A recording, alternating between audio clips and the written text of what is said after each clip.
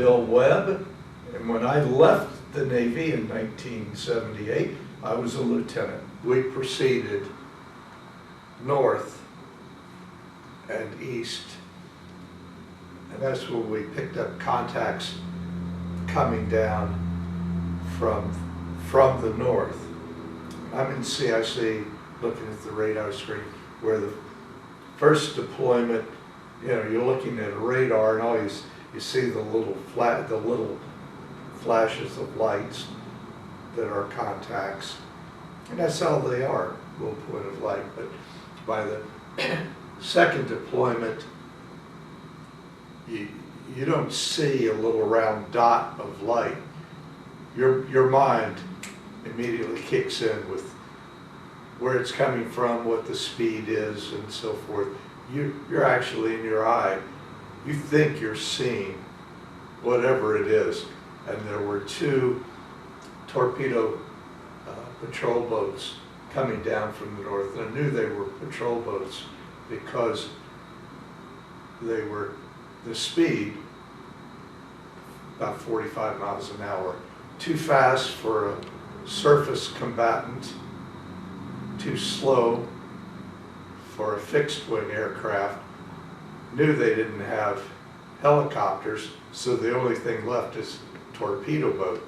And those were the OSA and Komar torpedo boats. And those were horrendous little platforms because they had the Styx missiles. They took the torpedoes off and mounted Styx missiles. Now the Russian equipment, communist equipment, they didn't have the capability to reload or do any maintenance. They would just mount this stuff on there, send them into a battle, and they'd launch them. And that would shoot once, disposable, one-time use only. And so we knew what we were engaging. We knew what they were, and that's where the Sterett came in, because by this time we had passed the Sterett. They were still in front of us, and tracking the torpedo boat, waiting for them to get into range so we could get guns free and start shooting. But our air search radars were designed. We had the Mark 1A. That kind of tells you all you need to know about how modern. We had, you know, the first, we didn't have Mark 2, whatever. We had this old equipment that the radars designed for tracking, fire control systems for tracking fixed wing aircraft, not jets. So anyway, I can remember seeing a separation from the torpedo boat, and there's this next blip that's going across the screen at supersonic speed. You know, oh, okay, I know what that is. We had a piece of equipment, a radar receiver called a ULQ-6, which would analyze a radar signal. I knew what the frequency was of a fire control of a Styx missile. So I don't remember what the numbers were, but I knew, boom, I know what that is. That is not good. And so we're getting ready to engage with our World War II system, fire control system, to what was then cutting edge modern technology, and the Sterett took it under fire.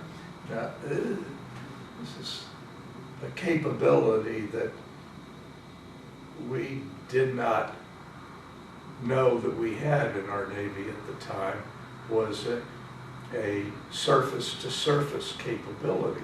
We could do surface-to-air. You're tracking something up in the sky, your radar can lock onto it, and you don't have all the ground clutter that you get from the waves in the water or trees on the shore that you have in a surface-to-surface engagement. So the Sterett immediately took out, there were 2 of the missile launches, and then they took out the torpedo boats. Now the missile launches, understanding that was the main risk in the more, but that's what the Terrier missile system was designed to do, and it worked as advertised. When they took the torpedo boats out, that was a surface-to-surface engagement that, like I said, that was kind of new. So anyway, and when you get a hit on something like that, it doesn't just disappear from the radar screen, because it leaves all kinds of debris in the air or wherever, and you get a different pattern. Looks like a chaff pattern looks like a cloud on radar, and it moves off at whatever the wind direction and speed is. So we knew we had good direct hits, and so that's the third. It was the land. It was a surface land air engagement that day, and Lloyd Thomas was a major part of it. We were there.